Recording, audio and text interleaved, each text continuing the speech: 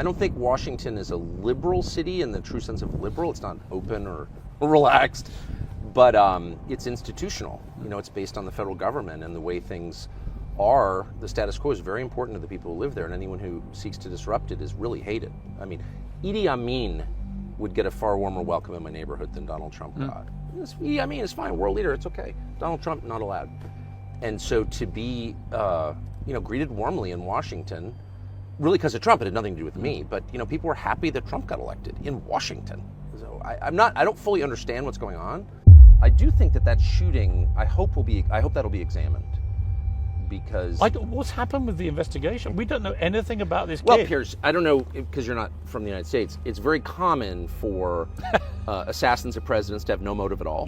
Extraordinary. And at the age of 20 to have no social media profile. He never went on the internet. Nothing. It's kind of weird. No record at all. Yeah, not at all. No cutlery in his own home. Advanced bomb making skills. Operating drones. Bringing rangefinder. Making a pretty great offhand shot at 150 yards under duress. It's just normal in America. I mean, the whole thing is so nuts, actually. The fact that the Secret Service allowed this to happen, which they did. The guy's on the most. Oh, if I was running the Secret Service for the day, what's the first place you'd look? Oh, it would be the flat roof with a direct line on the stage. You think? And there was not one agent positioned or assigned to look at that. None. They had no idea. But why? Well, because they wanted to kill Trump, obviously. The Biden administration wanted to kill Trump. I mean, there's no doubt. Do you genuinely think? Of course, I know that. And I know that by what I saw. In other words, if you leave your child inside a locked car on a hot day and go into a casino and spend 3 hours gambling and the kid suffocates, I can say, Piers, you killed your child. And you say, well, I didn't mean to. Doesn't matter. You didn't care enough about your child that you went back and rescued him from suffocation. It's demonstrable. Your intent can be divined from your actions. If you allow a roof 40 yards away to remain unsurveilled, a guy with a rangefinder and a drone to come into your area while the presidential candidate is speaking, you don't care about saving the life of that man. I actually thought what happened at the golf course a few weeks later was even worse in this sense. This is a few weeks after he's actually been shot. Yes. He's playing at his own golf course where he regularly plays at weekends when he's in Florida. And he was 5 minutes away of walking up to a green where if one Secret Service agent who happened to walk ahead had not seen the barrel of a rifle poking out of a bush, that guy had a loaded AK-47, he had body armor, he was ready to go. Trump would be dead. And that would have been, I think, the biggest scandal ever, because that was just weeks after he'd already survived an assassination. But no one makes much of a fuss about that either. How many members of Congress did that guy meet with? A lot. He was in Ukraine, which is controlled by the U.S. intel services. I mean, that's just a fact. He was in Ukraine, which is a kind of wellspring of lunacy. Sorry, I know you support it, but it's done more to destabilize the West than anything that's happened in my lifetime. And the amount of evil that has emanated from that country, the amount of assassinations that have come from Ukraine, I happen to know, is very high. And so this guy is in Ukraine and having contact. Well, how many members of Congress did he meet with and what did they talk about? This is an assassin. No, we don't know. So, and we don't know. Again, the media, fascinating, the mainstream media, when was the last big piece you read about either assassination? And yet if that had been an attempt on Obama, on Biden, on Harris, on anyone, on the Democrat side, they wouldn't stop talking about it. Because everybody knows what this is.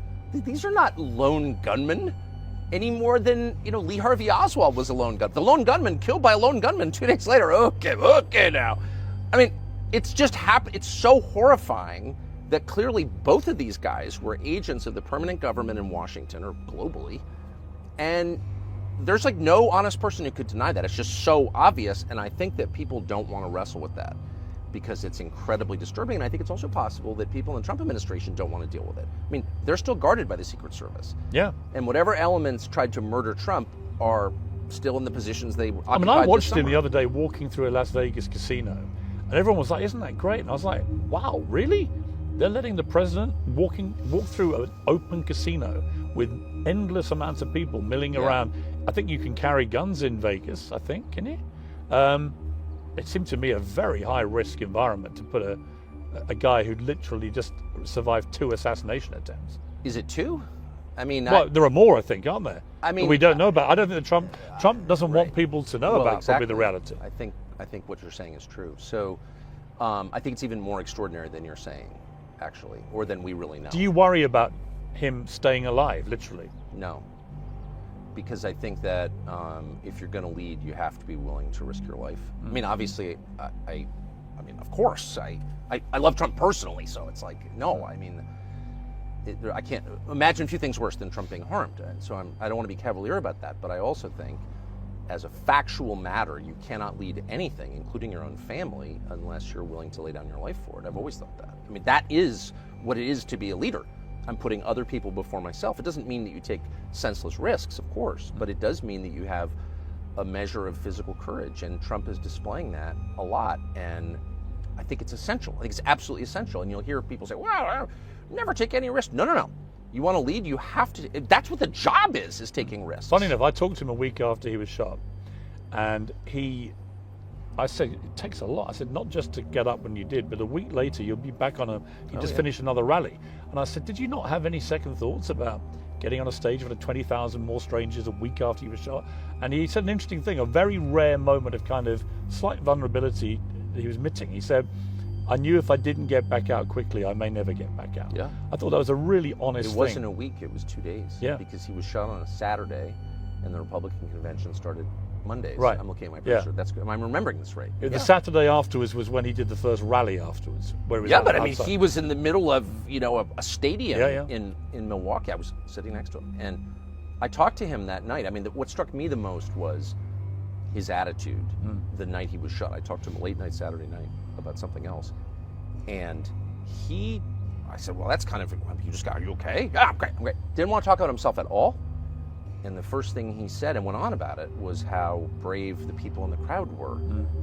And I thought, he's often been called, well, he's always called a narcissist, but here in his moment of crisis, he's directing attention to other people. I thought that was so, because as you said, you don't really know a man until there's a lot of pressure. Do you think he's changed? I mean, I've spoken to him a few times, not as much as you will have done, but I do detect that two things have changed him as a man. One, getting a second chance at life, literally, where half an inch and he's dead, and the other, getting another go at the presidency, which was, whatever people want to say, it was completely derailed by the pandemic. And I think that without that pandemic, he'd have been re-elected very comfortably. And so he had a chance, a sort of do-over at two things, professional and personal. Yes. And I do sense with him, both privately but also what I'm seeing in public, a slightly changed guy. Do you feel that? Oh, I strongly feel that. I strongly feel, on many levels. I've noticed it. I mean, I was at the inauguration, and right near him when he gave that inaugural. I've never seen him read. He's an amazing conversationalist, a wonderfully entertaining host in person, and he's a great extemporaneous speaker. But he's never been a great teleprompter reader. He didn't miss, as a teleprompter reader, I noticed he didn't miss a single word in that inaugural. He was just so calm. Stylistic, but I think it speaks to something and deeper. disciplined, and really focused, right? But the pitfall, look, I mean, Trump has full command of the U.S. government to the extent anybody ever does, because it's so huge, and more power in his first week of the presidency than any president in my lifetime, more than Reagan. I noticed it. I went to my first ever rally by any politician. I went to the Madison Square Garden rally. Happened to just got to New York, and I thought, what, I'm going to go down there. And I spoke to President Trump in the morning, and I told him I was going to go down, and he said, you're going to enjoy it. It's like a rock concert. Yes. And it kind of is. His rallies are like rock concerts. But I thought, middle of Manhattan, right before an election, I remembered 2016, I thought it could be mayhem down there. I was worried about where I was going to be dropped, and whether going to be tens of thousands of protesters, marches through the streets of New York, very liberal city again. And it was extraordinary. I was there for a few hours, and there were 50,000 people outside, but they were all trying to get in. They were Trump supporters without tickets. And I said to the Secret Service, how many protesters turned up? 150 people turned up in the heart of Manhattan to protest. And I thought then, after he got shot, he's going to win. And I thought after Biden got politically shot, it was even more likely he'd win, because I thought that they're going to coronate Kamala in this ridiculous manner. She was hopeless the first time around. It's not going to work. Even more chance of him winning. But by the time I got to that rally, I was like, he's home and dry. I mean, he's going to win big. Yes. I thought that too. I was shocked by it. And I thought, is it a kind of surrender? Is it, Trump just built a bigger siege ramp and just knocked down the walls? Well, the resistance just collapsed. But the resistance was fake in the first place. So they used, in my country, and I know yours as well, they used race politics to make everyone shut up. Like, you can't talk or you're a racist. And the truth is that was enforced by unhappy liberal white ladies. And there are not that many of them, actually. And they had like a hammerlock on the culture of my country and really oppressed it. And then when they took power through Joe Biden or attempted Kamala Harris, they did like a terrible job. They just didn't do a good job. And so the second somebody just said out loud, like, this is all nonsense. Like, these people don't know what they're doing. The race politics stuff is fake. Look at all the black people outside the rally. All the Hispanic guys like love Trump. It's nonsense. You don't have to obey anymore. And all the liberal white ladies are like, oh, yes, you do. And everyone's like, shut up, liberal white ladies. Like, we're sick of this. The tyranny fact that Trump won of the menopausal, angry liberal chick was just too much. And so it's like Liberation Day.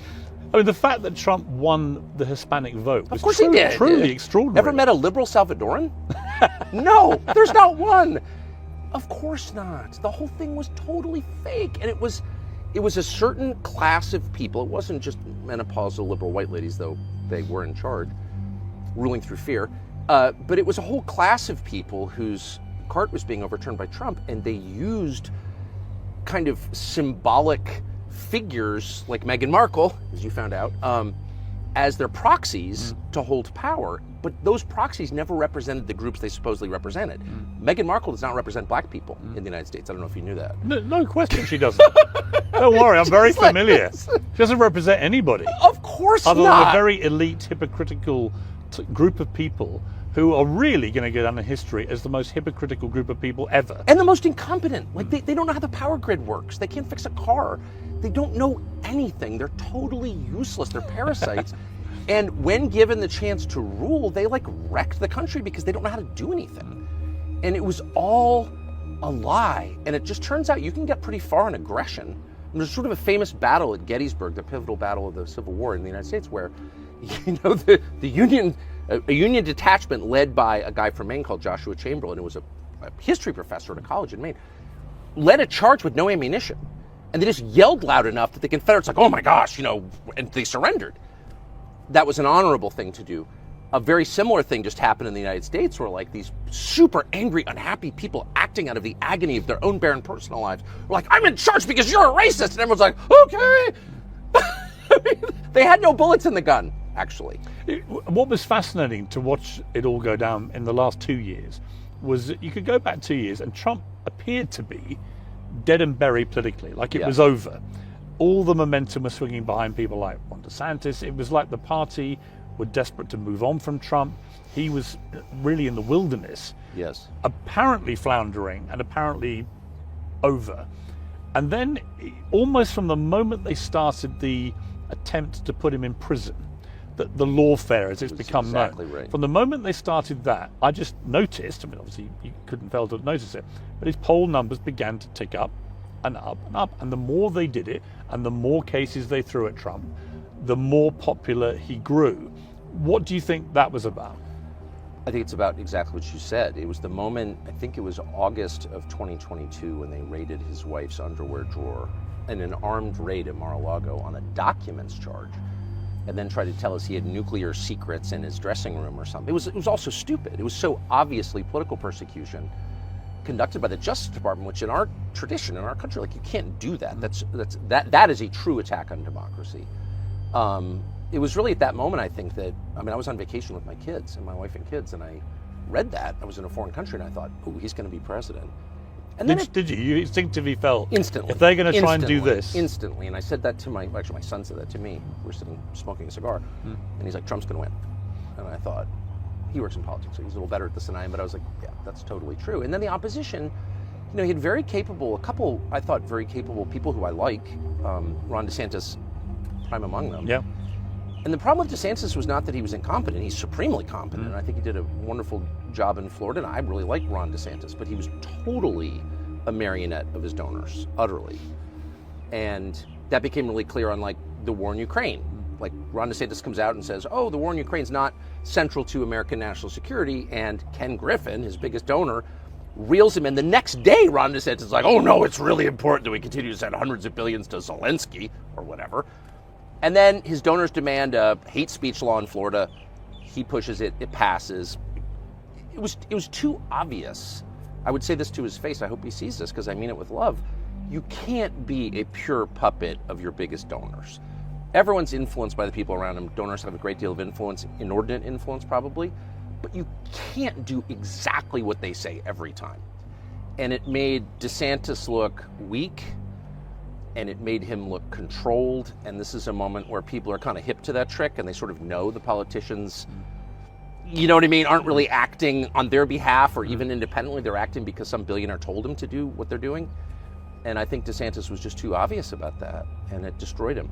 And when the lawfare continued, it seemed to me the tipping point where I was convinced Trump would win was the attempt to prosecute him for ultimately what he was convicted of doing, which was shuffling a bit of paperwork over an alleged one-night stand with a porn star 18 years before, which on every level was so ridiculous. And I immediately looked at the polls, and what was fascinating was, I mean, no Americans thought this was a good idea to go after Trump over something so trivial, to actually drag an American president for the first time through a criminal court over something so pathetic and so inconsequential, so meaningless, was such an obvious example, it seemed to me, of a petty, political, spiteful move to try and shut Trump down. And by doing it over Stormy Daniels, Right. It just seemed to me, well, if you're going to do this, he's going to win the election. Americans are not going to put up with this. with respect, I don't think the president handled it in exactly the right way. I would have said, all right, everybody here in this room, all my judges arrayed against me, raise your hand if you haven't sent money to your girlfriend or boyfriend. I mean, let's be honest. Let's make that the new standard. If you're an American politician and you've ever sent money to your girlfriend or boyfriend, because a lot of those guys have boyfriends, then you're disqualified. So we're going to make that the new standard. Then there's no Congress. No, I'm serious. It was like Matt Gaetz, like, oh, we're going to leak the, ethics committee investigation we did on it. And Gaetz said something which I wish had come true, which is, okay, fine, let's leak all the ethics committee investigations, all the sealed investigations into sitting members of Congress. I mean, if you want to play that game, let's play the game, right? And I spent my life there. Because it is a game. I mean, Well, it's not only a game. It was a political game. The supreme hypocrisy of, people like Mitch McConnell, or pick one, with personal lives that would not withstand scrutiny. They wouldn't. And, God can sort that out. It's not really my place to judge. But as long as we're judging, okay, let's judge. They're not in a position to talk like that at all. A lot of these guys are completely controlled by their personal peccadillos, by their personal failings. And everyone knows that. So, how about stop?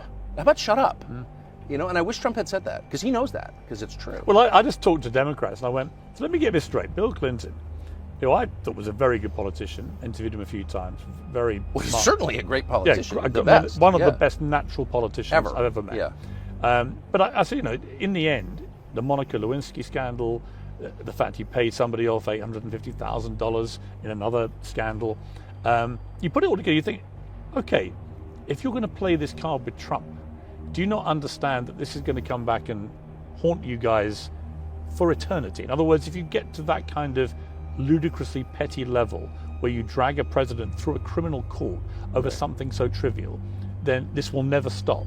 Right. Well, it also devalues Americans' faith in their justice system, which is a real cost. It's I think, a country-destroying cost. And if there's one thing, there's this constant conversation about what makes America, well, as we say, exceptional. Why is it different? Why do people want to come here?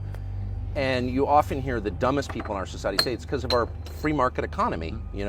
We're rich. There are tons of rich countries. People want to move. Don't want to move. A lot of rich people in Lagos, Nigeria. No one moves there. The main thing that we have always had is a fair justice system. Not perfect, but basically pretty fair, where every citizen is treated equally. I mean, that's the promise of the United States. And if you tamper with that, you're really messing with the core formula of the country. I mean, there's an egalitarian spirit that undergirds all of our institutions. I'm a citizen, I am your equal.